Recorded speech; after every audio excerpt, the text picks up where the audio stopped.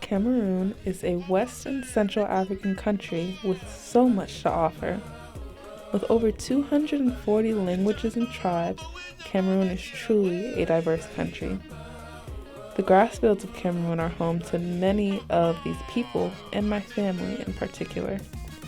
In the northwest part of Cameroon, you will find many tribes of people who are very different but have one thing in common: their traditional regalia. Fashion is a way to identify people. You can tell who someone is and where they come from by the way they dress. This form of identification has changed over time with many influences. It is my goal to see what was held on to throughout that change. I would say that cultural identity has to do with how an individual, um, relates to, I don't know if relates to is the best word, but practices, social conventions, carries beliefs, engaged in, I said practices, that belong to a distinct group of people. And like to put a hand on where it started, one can only point to the start of man. Because we've always been progressive beings, always learning new things, adapting and changing. So I think whether it is our dressing, our culture, it has always evolved with the acquisition of new knowledge and new ways of living. But in the context of, I think, this subject, I would say in the pre-colonial times, Cameroon, as you know, has quite an interesting colonial background. History puts it at different levels with the Portuguese, who were just merchants who came, I would say, I think in the 16th century, then later followed by the Germans, who came actually as colonizers. And after the fall of the Germans, the French and the English took over. So you can put that evolution on that scale, beginning with the Germans. Well, I won't really know the exact date of the evolution of fashion, but if I can stretch my mind way back to the pre-colonial era, before the Arabs and the Europeans visited the continent of Africa, Africans were just natural human beings, dressing with local fabric, meaning they made their fabric like the one that I wear more often than not in our traditional ceremonies. It's a local fabric. They created it. But when the Arabs and the Europeans came to the continent, they moved around. And so they introduced new fabric. So that's where there's a melange, where there's a multiplicity of different kinds of fashion, both men and women, and to an extent, children. In fact, most people are even looking but outside nowadays. The colonial experience also came a new wave of thought, religion. And remember, colonialism in Africa is traced back to the coming of the missionaries and all whatnot. So they all worked side by side and almost arrived at the same time, So with that too came a huge influence that changed the way our people perceived culture and dressing. And as historians and other people of great thought have argued, it did a lot of damage in terms of demonizing the African way, or the Cameroon, back to where we are talking about Cameroon, the Cameroonian, school of thought, or what they have perceived as proper dressing, because for lack of understanding of why the people behave the way they behave, what they believe, and why they dress themselves up the way they did, the only way to clean that up and usher in their own acceptable standards was to demonize the existing standard. Birth ceremonies are also called born house, and it is a celebration of a newborn baby. It's usually carried out by women, organized by the family or friends of the mother. They cook food and bring a lot of palm oil and salt and drinks for all of them to celebrate. Some women come ahead of time to start cooking so that when everyone comes, all of the food will be ready. When the food is ready, there's a leader that comes and gives an introduction and explains why they are all there, and a prayer is said. Then people present their gifts for the baby. People bring gifts that the baby and the family will need to take care of the baby. If it is a group from the village, they'll come with raw foods to cook for the guests. And if it's some group from the city, they will bring gifts like money, which is just called envelope, or anything else they can afford. After the intro is given, there are festivities, and people will bring advice and they dance. Birth ceremonies generally in our culture and tradition are one of those ceremonies where people come out flashy. And given our cultural dressings, most people used to dress flashy. With the Bali, people dressed with what is called a togo, the men, and women also wore flashy clothes and things like that. Yes, I want to first of all welcome you to Valley Fashion and Crafts workshop.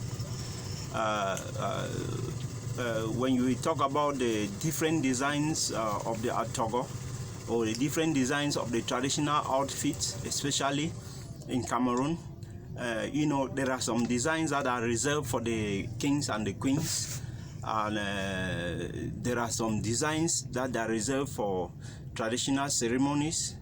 There are some designs that are reserved for the Kwefo, the sacred societies in the villages, and you can name, just to name a few. Yeah. Of those dresses that have specific meanings with specific rituals. And I think for naming ceremony, for example, and marriage ceremonies, the way the bride and the bridegroom were dressed had some meaning, had some cultural meanings. This design is called the tiger teeth. The tiger teeth are mainly we do them for the kings and the queens. And then this design that is going around like a rope, we call it snake. This design is the main design of the atogo that we used to do the framework. We do the borders. Most of the dresses, you see the borders are being used. These designs are there. Then you see the rice dotting that you see around here with the green color, and up here in the neck here, you see most of them are used for finishing. And coming down here, you see this other dress is machine design. You see the gongs are there, signifying where the gongs? The gongs are here with the red design. These are designs for royalty and for the notables. Then coming this way, you see this one. This is an old design. These are designs of old, in those day, dresses that they started using the local machines before the industrial machine came. This one is being made for the kings and the queens. That is why you see the gong is centralized behind. Weddings are a place where two families join together as one for the sake of the bride and the groom. The wedding takes place on the groom's compound, but both sides of the family work hard to prepare. When the wedding is starting, the bride is rubbed with palm oil by her maternal aunts. She usually cries during this time from joy or being sad that she has to leave her childhood home. During the ceremony, the father will drink from a cup and give it to the bride. The bride has to then give it to the man that she is going to marry. After the ceremony, a woman takes 4 days to be secluded in order to learn about her new duties as a wife. The ceremonies end after this period. The invasion, or before the Europeans and the Arabs came, weddings had a particular dress pattern. Nowadays is different because of this contact with new cultures. What they do nowadays, what I see, is that they actually sew uniforms for the wedding, or certain groups decide to dress differently from another group. So there's no uniform dress. For example, the bride and the groom may decide to wear a certain color, whereas the bridesmaid may wear different kind of color. And again, it depends on the kind of wedding you're talking about. Is it a traditional wedding or the European style wedding where they go to church? Those dresses too do differ. For the traditional wedding, they stylishly wear the traditional dresses. I use those stylishly meaning that they sew them in different ways and patterns for men and women, but it's still the traditional dress. Like the toggle now, which is now becoming traditional. If you go to traditional wedding now, you see that toggle for men, toggle for children, toggle for the aunties, toggle for the uncles. They are shaped differently, or they are styled differently. From the young folk, the 17-year-old, they will wear the shirt like this, but it is toggle. The fabric is toggle. For the continent, but for the diaspora as well, identity is extremely important. How people navigate through life. You can't navigate through life not knowing who you are and where you come from. One generation, my parents were strictly traditionalists. My father was born in 1910, died 2009, 99 years. He was dressing purely in the traditional modes of dress. My mother had a melange because of the contact with the church and Christianity and Westernization. So she had a melange. Where there is a ceremony that calls for her to wear traditional dress, she wear traditional dress. When she is going to the city, for instance, to visit her son or her daughter, she would dress in the city-like dress in order not to stand out like somebody coming from the village. You know? So, but that's not the same thing with us. We just went with the Western way of dressing when we're going out to parties or going to school or going to meet friends for all kinds of ceremonies.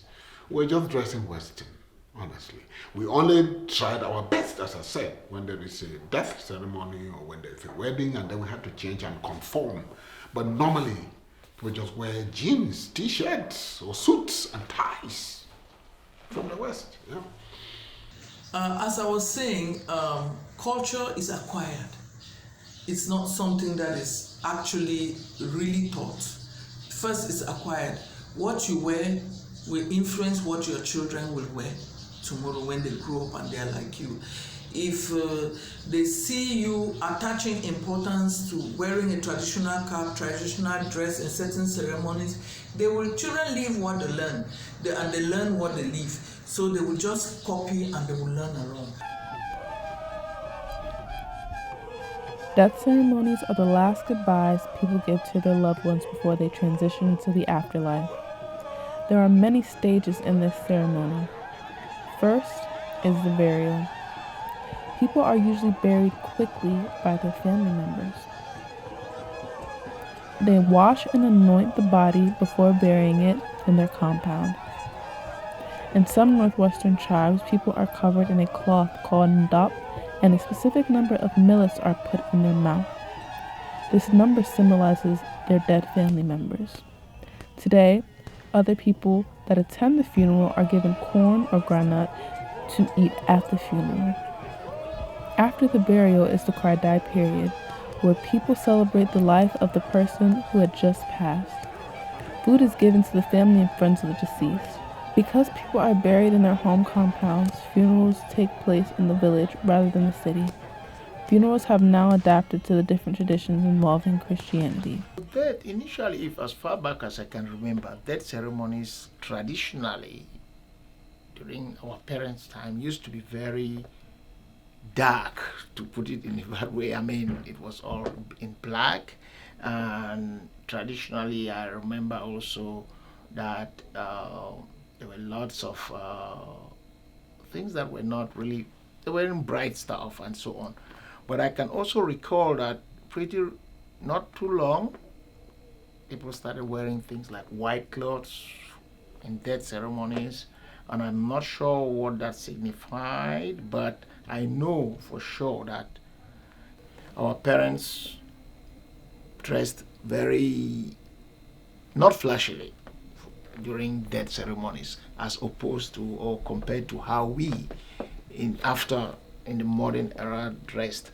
As I said, there was a time when it used to be all black, and then there came a time when it started, people could see ceremonies were all white, probably signifying something more enlightened. I think that cultural identity is important in the context of in Africa, in the context of the colonial past, where you had sort of systems, the colonial system pushed this sort of assimilation agenda and actively eroded the dignity of traditional African culture. So I think that affirming indigenous cultures in Africa by Africans is important to reconnect oneself with the the sort of center of their universe being in the environment. Because the cultural attitudes have shifted a lot because of the contact with Western educational system and the new media, television and social media. At our time, there was no social media, but there was television. So we're watching what people were